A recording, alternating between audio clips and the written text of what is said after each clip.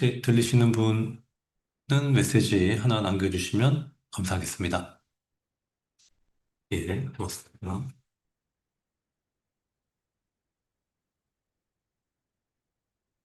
예, 좋습니다.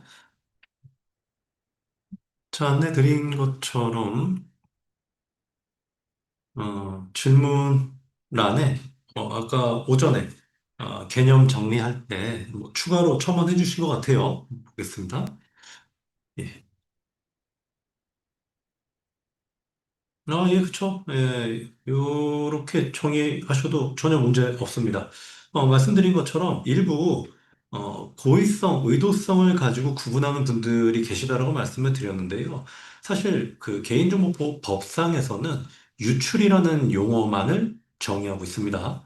노출을 법적으로 명확하게 정의하고 있지 않기 때문에 일반적으로 노출은 우리가 알고 있는 이미 드러나 있는 드러난 상태를 의미하는 거죠. 다만 개인정보 침해의 관점에서 누가 의도적으로 올린 건 아니겠지만은 의도성의 여부를 떠나서 말씀 주신 것처럼 어떤 리스크 유출될 수 있는 이런 상황에 드러나 있는 그런 상태를 노출이라고 일반적으로 볼 수 있는 거고요. 거기에서 실제 권한 없는 법에서 정의하고 있는 권한 없는 자의 그 개인정보 처리자의 통제권을 벗어나서 이렇게 넘어간 경우 이제 유출로 간주가 되기 때문에 다 노출도 유출의 범주라고 설명을 드렸었습니다. 네, 추가적인 이런 참여 감사드리고요. 아직은 오전에 1시간 정도 지났기 때문에 더 구체적인 질문이나 내용은 아직은 없는 것 같습니다. 자, 그럼 계속해서 사례가 이어지는데요. 시간 관계상 이제 이런 주요 동향, 사례 등을 통해 가지고 어떤 이슈가 있었지에 리마인드 하면서 이래서 아까 앞에서 본 것처럼 민간이나 공공 쪽에서의 어떤 제도적 측면에서 강조해야 되는 기술적 영역을 포함한 안전성 확보 조치가 필요하다. 이런 내용들을 얘기를 했던 거고요. 인터넷 쇼핑몰 검색하면 사실 많이 다 나오는데 이러한 경로에 따라서 분석된 내용들도 있기 때문에 일부 참조하시면 되겠고요. 이미 교재로 나가 있고 설명이 들어있는 부분들은 키워드 정도만 보고 넘어가고 제가 추가로 최신 또 우리가 영향을 좀 많이 받았던 사고들에 대해서는 좀 더 짚고 넘어가도록 하겠습니다. 일단 최대 이슈가 됐던 것들 보면은 최대 접속 시간 쉽게 말하면 세션 타임아웃에 대한 이런 것들이 없었다라는 부분들이 있던 거고요. 기타 망분리에 대한 지금 우리 안전소모포 조치에 따른 망 차단에 대한 개념, 백업, 원격 접속, 공용 계정, 접속 기록 등에 대한 키워드가 있고요. 비밀번호에 대한 관리, 물론 이게 안전소모포 조치가 개정되면서 사실상 비밀번호 자체보다는 인증 정보에 대한 관리 측면으로 보시는 게 더 바람직하겠습니다. 그리고 유출 상황에서 우리 통지, 신고, 이건 법적인 이슈로 안전성 확보 조치 자체에 대해서 언급하지 기술적인 측면은 아니지만은 거기에 이런 유출 사고 대응 관리 매뉴얼에 대한 수립 요건들이 있기 때문에 거기서도 같이 볼 수 있겠습니다. 가상화폐 거래소에 대한 것도 마찬가지로 여기서 그냥 볼만한 내용은요. 이제는 적절하게 처리자에게 안전성 확보 조치에 대한 입증 책임이 있기 때문에 관련돼서 적절히 조치되지 않았을 경우에는 과징금, 과태료 등등에 대한 이슈가 따라온다 정도로 볼 수 있겠습니다. 계속 말씀드린 것처럼 이렇게 안전성 확보 조치가 강조되는 중요성이 대두되는 이런 내용들에 대해서 한 거고요. 계속해서 여기에서도 요 키워드를 좀 잘 받으시면 좋은 게 안전성 확보 조치에 대한 기준 고시 내용을 보겠지만은 이미 한번 보신 분들은 어디에 나오는지 떠올리실 수 있는 거고요. 그게 아니라고 한다면은 어차피 뒤에서 같이 봅니다.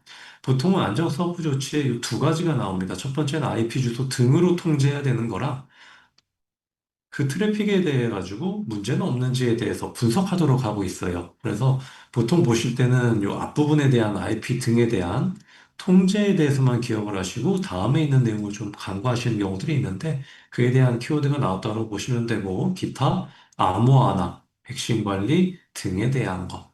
그래서 기타 보호 조치는 뭐 뒤에서 나오는 부록에 있는 기술적 보호 조치 등에 대한 사항에서도 언급이 되는 안전성 조치와 관련된 내용들이 최근에 뭐 지난 여러 주요 사례에서도 등장했다 정도로 보면 될 것 같고요.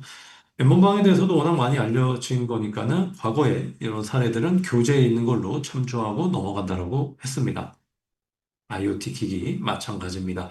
사실 IoT 기기에서도 뭐 이 내용을 상세하게 분석한다기보다는 최근 개인정보 침해, 유출 등이 일어나는 분야가 어떻게 되냐, 일상에서 관련된 사항들이 뭐가 있냐, 이런 측면으로 좀 보는 게 바람직할 것 같습니다.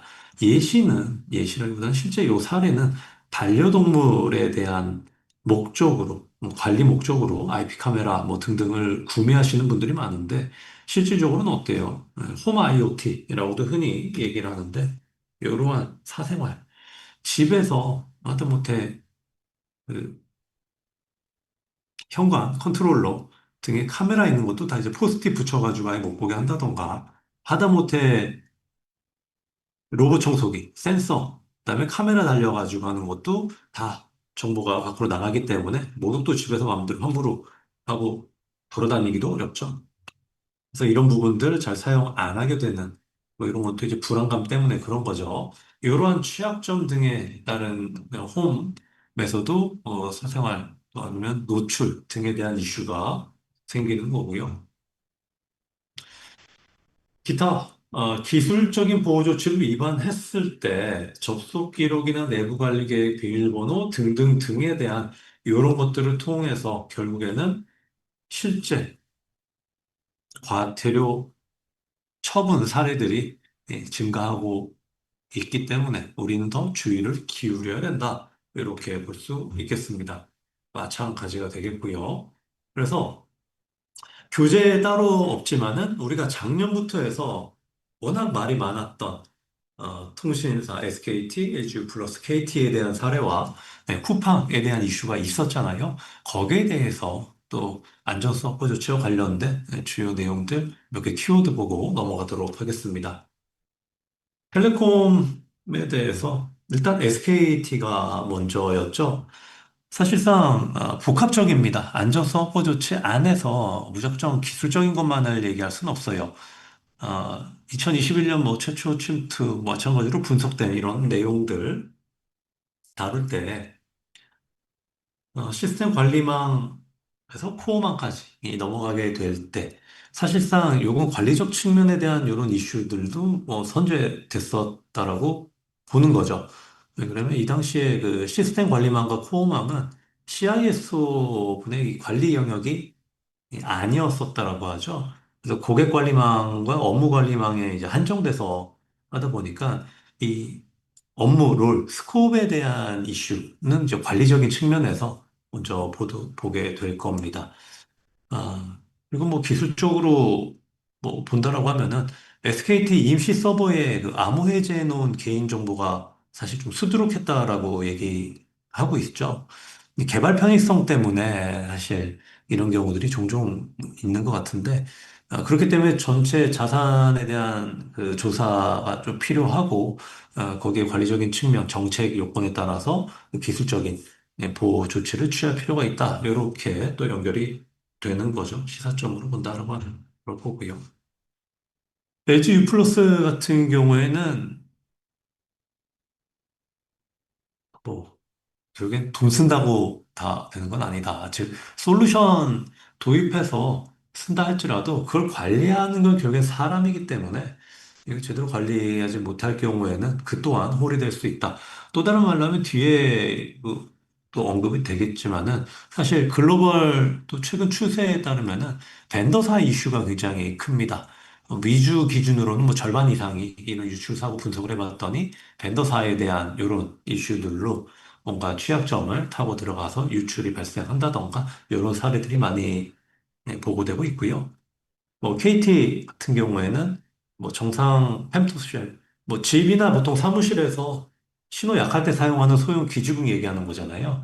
이제 불법 펜토쉘 가지고 뭐 운영을 하게 될 경우에 이걸 활용을 해서 KT 인증서 복사해서 뭐 KT 내부망 접속하면은 이제 주변 휴대폰 강제 연결이 가능하게 되죠.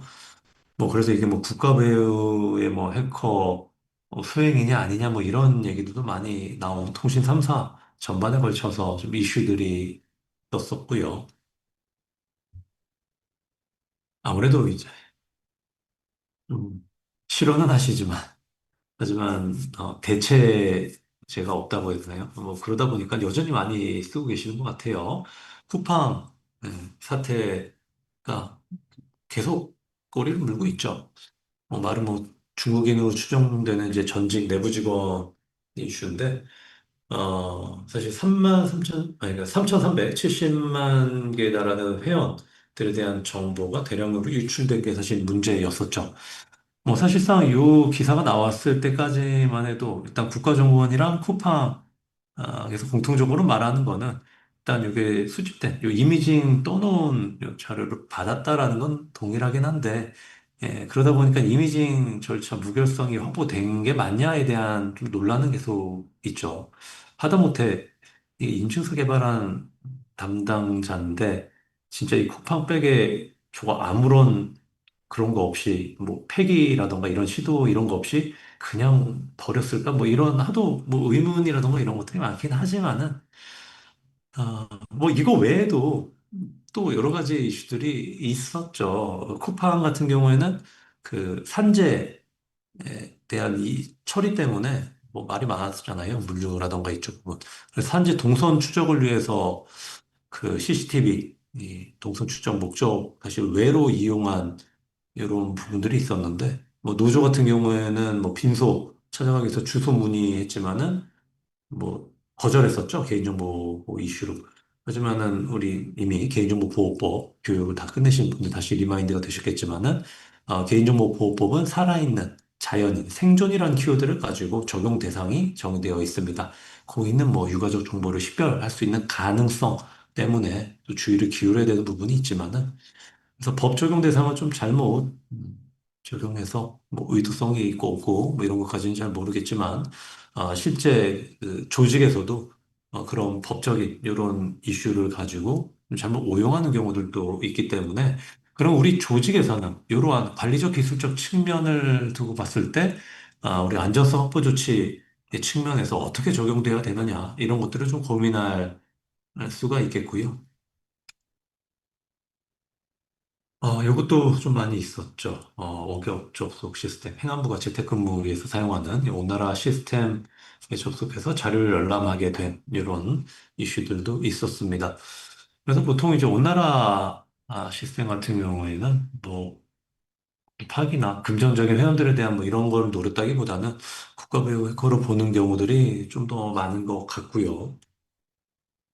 그래서 안정성 구조 측면에서는 우리가 봐야 될 시사점 같은 것들을 고려하면 한 세 가지 정도를 얘기할 수 있을 것 같아요. 그래서 첫 번째는 이제 망분리의 허상이라고 했지만은 우리 안전성 확보 조치에 망 차단 조치 기준이 있잖아요. 그와 관련된 내용이죠.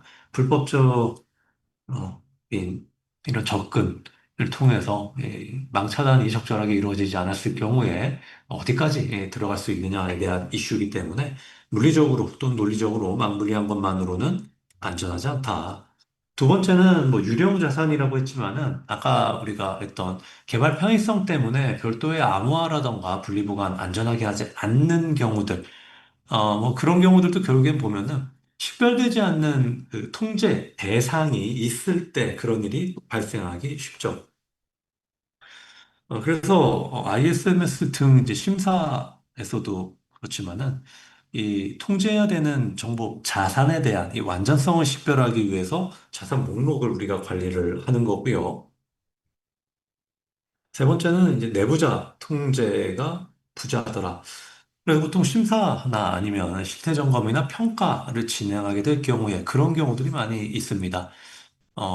접근 통제에 대해서 우리가 적용을 할 때 주관 부서인 보안팀 등에서는 뭐 너무 잘 알고 계시지만은 현업 부서에서 과연 이걸 제대로 인지하고 따를 수 있는 이 백그라운드가 되느냐, 지식 요건을, 적격성을 갖췄느냐, 이런 걸 따졌을 때는 아닌 경우들이 많다는 거죠. 그러다 보니까 인사팀 같은 경우도 이런 일이 발생하죠. 뭐 CS도 마찬가지입니다. 고객 정보를 다루는 쪽에서 고객 정보에 대한 이 불필요한 개인정보로 보이는데 굳이 이 직원들이 전부가 이러한 정보에 접근하는 게 적절한 거냐라고 했을 때 접근 통제 측면에서 권한의 뭐 차등 부여 뭐 이런 개념이 아니라 이분들은 그냥 이 부서기 때문에 권한이 있기 때문에 그냥 다 보는 건데요.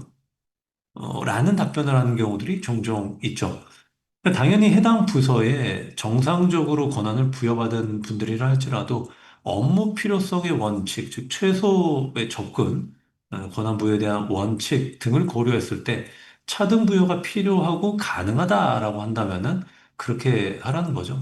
그러지 않았을 때 굳이 업무적으로 관련되지 않은 그 내부자가 정당한 이 접근 권한으로 접속해서 권한의 이제 오남용이 발생되는 이런 이슈들이 있더라. 그래서 요런 지금까지 살펴본 주요 침해 사고나 그간의 개인정보 유출 사고 동향 등을 보게 되면 기술적, 관리적, 물리적 이런 보호 조치가 적절하지 않았기 때문에 뭔가가 더 크게 영향을 받았다라는 부분들을 확인할 수 있었고요. 그러다 보니 어때요? 앞에서 우리가 다뤘던 개인정보보호법의 근거를 두고 최소한으로 이러한 안전성 확보 조치가 필요하다라고 규정을 하게 되는 거죠.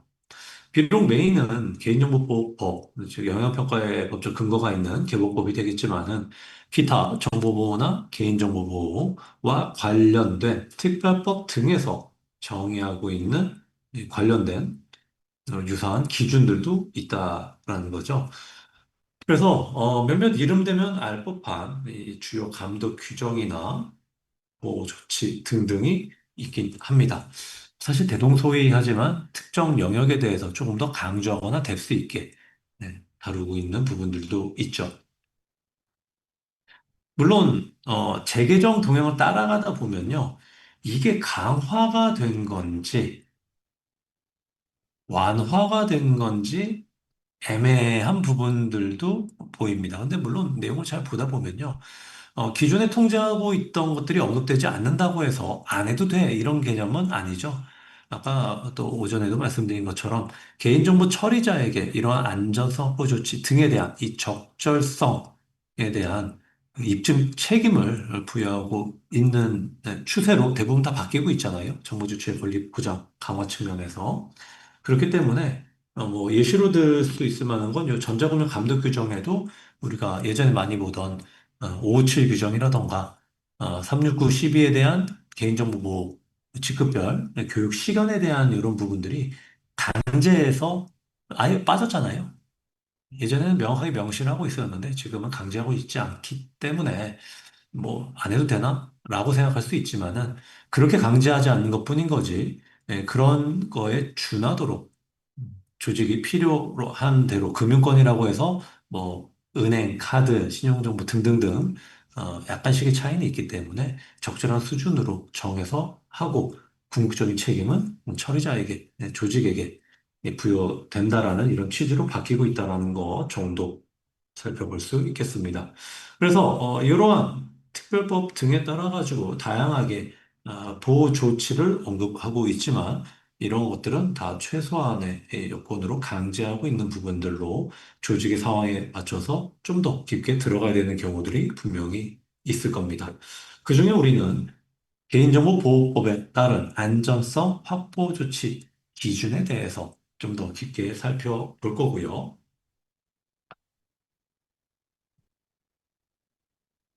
주요 키워드를 보면은 뭐 앞부분 달라진 부분들 개요 정도 나오게 될 거고요.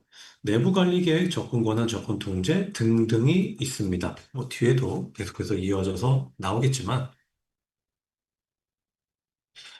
일단 중요한 거는 개보법상에서 우리 요 교재는 다 표현이 되어 있습니다. 뒤쪽에 다시 또 한번 리마인드가 될 텐데, 개보법상에서 과거에 데이터 3법 이슈로 망특례가 들어왔을 때 기술적 관리적 보호 조치가 이제 개보법 하위고시로 들어왔었죠. 얘가 어떻게 된 거예요? 없어지면서 통폐합됐다라고 얘기하죠. 안전성 확보 조치에 대한 내용으로 일부 녹아 들어갔더라. 이게 현재 최신 동향이 되는 거죠. 그래서 나머지 주요 내용들에 대해서도 뒤에서 한 번씩 보겠지만은 남은 요 항목들에 대해서도 보면 이렇게 잘라서 요 아랫부분이 공공 시스템 운영 기관에 대한 주요 공공기관들이 대표적이 되겠죠. 플러스 알파로 더 보셔야 되는 게 생긴 거고요. 일부 뭐 시기에 대한 부분들은 다 법에 명시가 되어 있으니 참고해서 또 볼 수 있겠습니다. 자, 그리고 그와 유사한 뭐 오전 말씀드리지만 굳이 뭐 시험에서 뭐 이것도 따로따로 외워야 되냐 이렇게 고민하실 필요는 없고요. 뭐 기관 성격상 또는 처리자 성격상 그 분야에 해당된다 그러면 어차피 보셔야 되는 여러 부분이 됩니다. 번호는 뭐 조항 번호라고 되어 있지만요. 좀 참고 말씀드릴게 전자금융 감독 규정은 실제 이 규정 안에서의 조항이 맞습니다. 근데 신용정보 감독 규정에는 이 조항번호는 당연히 이게 아니에요. 보통 1조 뭐 이런 거는 목적 범위 정의 이렇게 나가잖아요. 얘는 어, 별표 3의 목차라고 보시면 돼요. 별표 3의 조항입니다. 기술적, 물리적, 관리적 보안 대책 마련 기준에 대한 건데요. 신용정보 감독 규정 제20조에 대한 겁니다. 그래서 여기 레퍼런스에 대해서는 어떤 식으로 찾는지 복습 겸해가지고 한번 보시죠. 읽으셨던 개인정보보호법. 동일합니다. 개인정보보호법 그냥 치시면 국가법령정보센터에서 이렇게 우리가 찾아볼 수 있듯이 법령정보센터 메인에서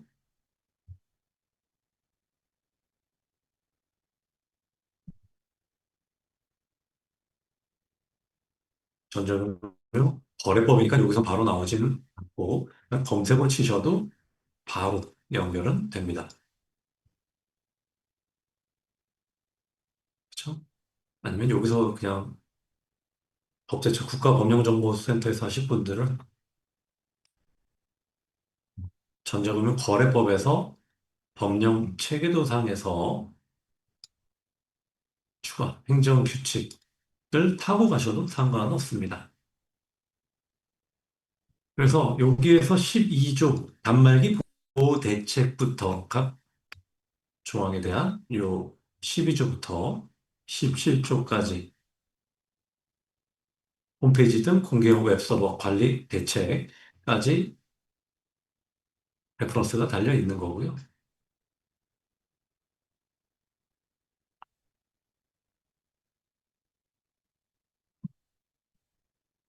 신용정보 감독 규정에도 마찬가지로 이동을 해서 보면은 여기에 20조 기술적 물리적 관리적 보호 대책에 따라서 별표 3 하단에 있는 이 별표 3이 첫 번째 접근 통제부터 해서 쭉 나가죠. 뭐 그게 요 순서입니다. 자, 그래서 안전성 확보 조치에 대해서 일반적인 개인정보 처리자가 준용해야 되는 안전성 확보 조치에 대한 고시가 있고 특별법 등에 따라서 이렇게 별도의 고시들에서도 언급하고 있는 유사한 키워드들이 있습니다. 그러면 이런 안전성 확보 조치가 적용되어야 하는 개인정보 처리 시스템에 대한 정의, 뭐 리마이트 차원에서 이것도 같이 보도록 하겠습니다.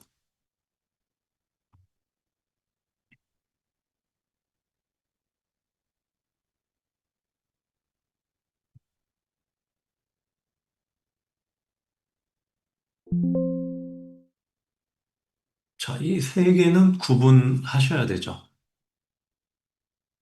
뭐, 요거 세 개는 구분하는데 크게 어려움은 없으신 것 같아요. 일단 개인정보에 대해서는 개인정보보호 법상에서 일단 자연인이라고 했던 생존과 식별 가능성에 대한 이 키워드로 보통 구분을 하셨을 거고요. 개인정보 파일에 대한 것도 법적으로 정의가 되지만은 여러분들이 그래도 영양 평가를 위해서 고민하셔야 되는 거는 요거죠. 원론적인 개념은 이 파일에 대한 형태는 중요하지 않습니다. 전자적인 형태든 종이의 형태든. 근데 여러분들이 학습하시면서 체크하셔야 되는 포인트는 뭐예요? 우리의 이 영양 평가는 누구를 대상으로 해요?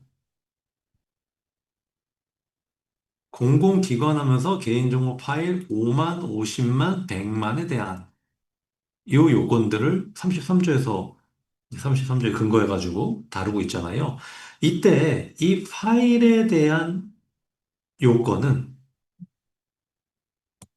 전자적인 형태로 존재하는 개인정보 파일만을 대상으로 5만, 50만, 100만을 정의하고 있죠. 즉, 영향평가 대상을 선정할 때는 수기, 종이의 형태의 개인정보 파일을 고려하지는 않습니다. 진짜 그렇죠.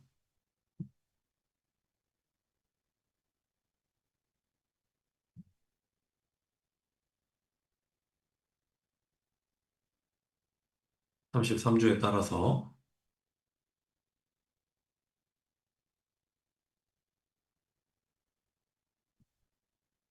이 개인정보 파일은 전자적으로 처리할 수 있는 파일이라고 정의하고 있습니다.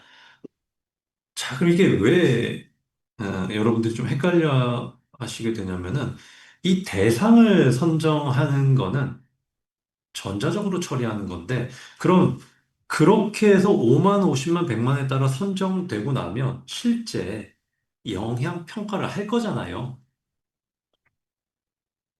수행할 때도 전자적으로 처리할 수 있는 파일만을 대상으로 평가하면 됩니까? 에 대한 질문을 할 수 있죠. 아니라는 겁니다. 그래서 여러분들이 내일 영향평가 지표부터 해서 이제 실습을 하시게 될 텐데, 그럼 개인정보 흐름표 흐름도 뭐 그리시고 다 하실 거잖아요. 그때 절대 잊으시면 안 됩니다. 뭐 교육 때 더 자세하게 하겠지만은, 이런 경우 생각해 보세요. 대상이 공공기관이에요. 그러면 공공기관에서는 아무리 시대가 뭐 AI다 뭐다 IT 기술이 발달한다고 해도 전자적으로만 처리할 수 있을까요? 절대 못한다라고 얘기합니다. 이유는 단순해요. 공공기관 가보셨잖아요. 뭐 구청이든 여권 만들러 가시던 면허증 갱신하러 가시던 별도 기타 민원 등 전입신고 등등등 하면은 현장에 가면은 어르신들이 특히 많이 가시죠? 그럼 뭐예요? 이런 취약계층에 대한 접근성 이슈 때문에 어르신 그냥 핸드폰 하나 사가지고요 사셔서요 요거 그냥 전자적으로 로그인 해가지고 인증 받으시고 신청하세요 이렇게 말 못한다는 거죠. 이런 취약계층의 접근성 때문에 항상 현장에 뭐가 있어요? 수기문서로 종이로 된 수기문서로 민원을 접수할 수 있도록 하고 있죠. 그러면 얘기가 어떻게 되는 거예요? 민원 처리를 할 때는 뭐 전입신고든 인감이든 뭐든 대부분 뭐예요? 주민번호가 들어갑니다. 그러면 여기 있는 것처럼 전자적으로 처리할 수 있는 개인정보 파일을 대상으로 영향평가 대상을 선정했으니까 평가도 전자적인 것만 하겠다라고 하면 무슨 얘기가 돼요? 수기로 이런 신청서, 민원이 낸 신청, 접수 지금 받았을 때, 내용을 받았을 때 요거를 전자적으로 뭐 입력하고 뭐하고 한 요 시스템부터만 통제 보호하겠다라는 거고, 요 주민번호가 쓰여져 있는 수기 문서는 방치하겠다라는 얘기인가요? 그거 아닐 거잖아요. 그렇기 때문에 어떻게 해요? 실제 평가할 때는 수집할 때, 요런 고유식별 정보, 민감 정보 들어가나? 그러면 누가 어디에서 받아서, 어디에서 보관하고 저장했다가 이용하고 제공하고 파기한 것까지에 대한 흐름을 추적 관리할 필요가 있죠. 네, 그래서 어, 개인정보 파일이라는 것 자체에 대한 정의에는 개념에는 형태, 수기 형태든 전자적인 형태든 구분하지 않는다. 다만 영향평가의 대상을 선정할 때는 전자적으로 처리하는 파일만 가지고 카운트해서 선정한다. 그럼에도 불구하고 실제 평가할 때는 어떻게 한다? 원래의 취지대로 개인정보 파일에 대한 수기 형태의 파일도 포함해서 실제 평가를 한다. 이렇게 기억을 해주시면 되겠습니다. 그래서 이 개념 나올 때 영향평가와 관련된 내용을 하나 더 한 거고요. 이 처리 시스템에 대해서 뭐 얘기가 또쭉 나오지만은 처리 시스템에 대한 거는 뭐 뒷장에서도 나오지만은 데이터베이스 시스템 등 이제 개인정보를 처리할 수 있도록 이 체계적으로 구성한 시스템을 말한다라고 되어 있습니다. 무슨 얘기냐면, 이 아래에 있는 것처럼 개인정보 파일 저장돼 있으면 다 처리 시스템이에요. PC 등 제외했을 때, 이런 부분들을 고민하셔야 된다는 겁니다. 과거에는 뭐 체계적으로 구성한 뭐 데이터베이스 시스템 등이라고 초창기엔 돼 있었다가, 그럼 DB만을 의미하나? 라는 해석이 또 된다라고 해서 순서를 바꿨죠. 그래서 데이터베이스 시스템 등으로 이제 시작을 하는데, 인프라를 갖추고 서버 등등등 있는 형태가 우리가 알고 있는 가장 기본적인 시스템의 형태일 겁니다. 그럼 이런 경우가 있죠. 사용자가 또는 이제 관리자라고 얘기를 해볼게요. 그들이 사용하는 PC, 단말 같은 게 있겠죠? 요렇게 접속해서 업무를 볼 겁니다. 그랬을 때 요거는 처리 시스템인가요? 에 대한 이슈가 생기는 거죠. 뭐 결론적으로는 아니죠. ISMS나 이런 데서는 업계에서는 흔히 처리 시스템에 접속하는 이제 중요 단말 이렇게 부르는 경우들도 흔히 있는 것 같은데, 예, 처리 시스템에 대한 정의 부분이 또 돼야 되겠습니다. 그 안에 이제 뭐가 있는 거예요? 안전성 확보 조치 대상이 있는 거다. 물론 이제 시스템 자체에 대한 기술적인 조치만 얘기하고 있지는 않습니다. 거기에 접속하는 취급자, 사람에 대한 거라던가 물리적인 영역을 다 포함하고 있기 때문에 일단 개념 자체에 대해서는 이렇게 구분을 하지만은 이 안에 좀 관리적인 정의까지 다 포함된 건 아니기 때문에 음, 개인정보 용어가 들어가는 개인정보와 파일과 처리 시스템에 대해서만 먼저 구분을 했다라고 봐주시면 되겠고요. 앞에서 말씀드린 것처럼 개인정보 처리 시스템에 대한 정의는 이렇게 나와 있습니다. 그리고 실제 처리란에서 개인정보보호법 제2조 2호에 이렇게 정의가 되어 있죠. 2014년 정도였나요? 그때 카드 3사, 이 사고 이후에 이 연계 연동, 소위 말하는 실DB, 요것뿐만 아니라 연계 연동된 이런 시스템들에 대해서도 통제를 해야 된다라는 이런 이슈가 생겨가지고 그 이후에 이런 키워드도 들어갔지만 어쨌든 라이프 사이클에 따라서 수집해서 보관, 이용, 제공, 파기 요 정도 카테고리로만 많이들 기억을 하시는데 이런 세부 키워드로도 법적으로 쪼개서 정의하고 있다라는 거 체크해 두시면 좋겠습니다. 광의 개인정보 처리 시스템과 확대. 기존의 전형적인 보편적으로 말하는 시스템의 개념과 최근 신기술 동향 등에 따른 유형 범위가 확대되고 있다 정도의 트렌드로 볼 수 있겠고요. 이제 이런 그림들은 교재 등에서도 많이 보고 있습니다. 그래서 보편적으로 말하는 광의 개인정보 처리 시스템에서 좀 협의의 시스템 형태를 갖추고 있는 DB 등에 대한 개인정보 처리 시스템 개념까지 나눌 수는 있겠지만 우리가 영향 평가를 위해서는 이러한 연관되어 있는 이제 사람 등에 대해서도 고민할 필요가 있죠. 그래서 보통 이제 ISMS까지도 고민을 많이 하시는 분들은 용어에 대해서도 많이 헷갈려 하진 않으세요. 보통 정보 주체다. 망법에 따라서 이 서비스를 제공받는 자. 그래서 이용자, 서비스를 이용하는 사람이라고 해서 이용자라고 얘기를 하고요.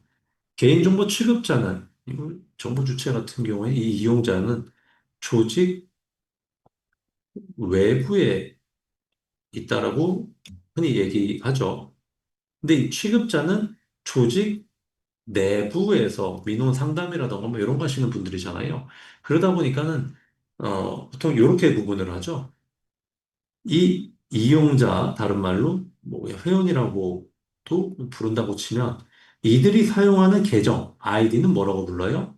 이용자의 계정이라고 흔히 부르고 취급자 등 내부에서 이런 서비스를 제공하는 데 있어서 이 시스템을 사용하는 사람들을 우리는 사용자라고 흔히 부르죠. 마찬가지로 DBA 등도 내부에서 이런 서비스를 제공하는 외부가 아니라 내부의 직원 등 그래서 이용자와 구분되는 사용자라는 표현들을 흔히 씁니다.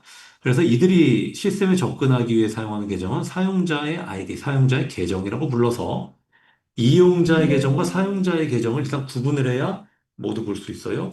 이용자의 비밀번호와 사용자의 비밀번호가 다르구나. 좀 더 차등 적용될 수도 있겠구나. 이걸 이해할 수가 있는 거죠. 기타 개인정보 처리 시스템에 대한 유형 등은 우리가 흔히 알고 있는 시스템 등 또는 이용자가 접근하는 이런 시스템들, 보통 이제 프론트엔드랑 뒤에 개발단 쪽에서 내부에서 백그라운드에서 이제 업무 처리를 위해서 많이 활용하는 백엔드 시스템까지 고루 정의될 수 있겠습니다. 뭐 이런 유형별로 분류했을 때 이 정도에 대한 것도 참고 자료로 볼 수 있겠고요. 이제 본 내용에 대해서 볼 겁니다. 어, 개인정보의 안전성 확보 조치에 있어서 사실상 여기부터가 메인이죠. 그래서 앞부분에 대한 개요 또는 개요 포함해서 일부 안전성 확보 조치, 즉 이제 법적으로 정의해 놓은 몇몇 키워드들 뒤에서 등장하는 것들, 앞에서 본 이용자와 사용자에 대한 용어 구분, 보통 ISMS 쪽에 관심이 있으신 분들은 좀 많이 익숙하신데 그러지 않을 경우에는 정보 주체, 이용자, 사용자, 더 나아가서 처리자, 취급자, 책임자 용어에 대해서 약간 헷갈려 하시는 경우들이 있어서 몇몇 가지들은 비교해서 같이 말씀을 드리려고 하는 거고요. 어쨌든 그런 주어나 목적어로 그 뒤에 있는 내용이 누가 해야 되는 거냐, 누구에게 적용해야 되는 거냐 할 때 참고하시면 되겠습니다. 그래서 일단 식사 후에 바로 하는 거다 보니까요. 좀 많이 피곤하실 수 있어요. 약간 졸릴 수 있기 때문에 일단 50분이니까 시간을 다시 정상적으로 맞추기 위해서 쉬는 시간을 갖고 특이사항이 없으면 질의응답이 특별히 없는 것 같으니까 2시부터 이어보도록 하겠습니다. 10분 정도 쉬었다 갈게요.